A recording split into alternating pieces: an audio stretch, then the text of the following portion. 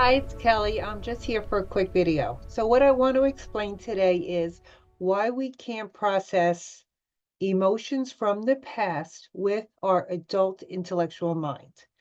Like in my other videos, I explained that we have different regions of the mind. We have a conscious mind and a subconscious mind. Now, the conscious mind is where you analyze things, it's your logical mind, and it's where you house your willpower.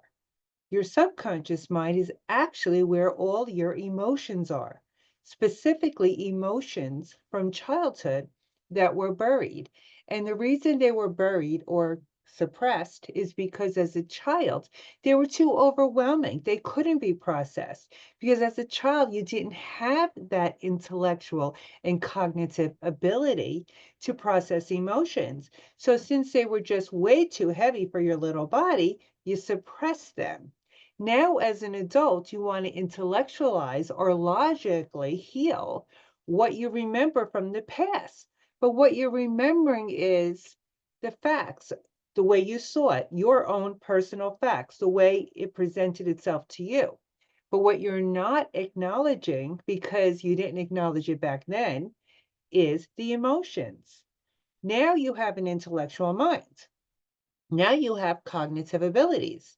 And now you want to use that to look back at how you saw the past and say to yourself, oh, I get it now.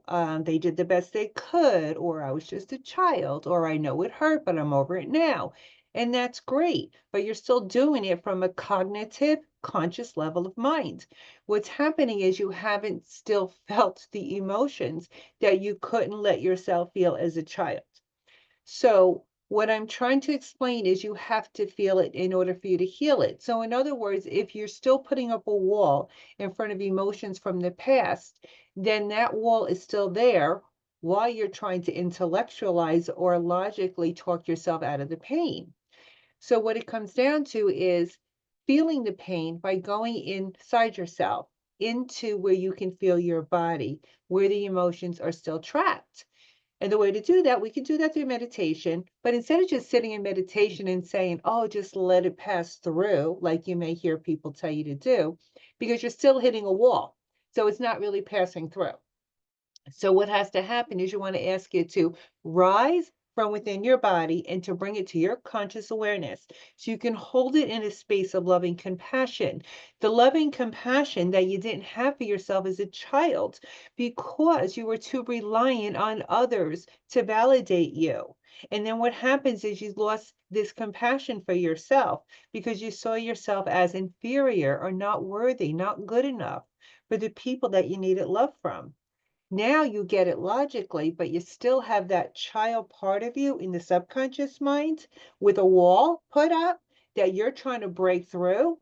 That's not so easy. So you have to go into the body. You could do that by breathing into the heart and imagine your breath going deeper and deeper into your body and say, I want to connect with those emotions that I was not able to process as a child. And I want to bring them to the surface. I want to bring them to my cognitive awareness so I can work through the process now because I'm wiser, older, stronger, and more experienced with life.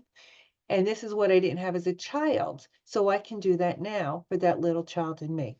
So I hope this was helpful. So get meditating, do some self hypnosis, do some heart math techniques, and breathe into your heart and really connect with the body because that's where the emotions are trapped. They're not up in your logical minds.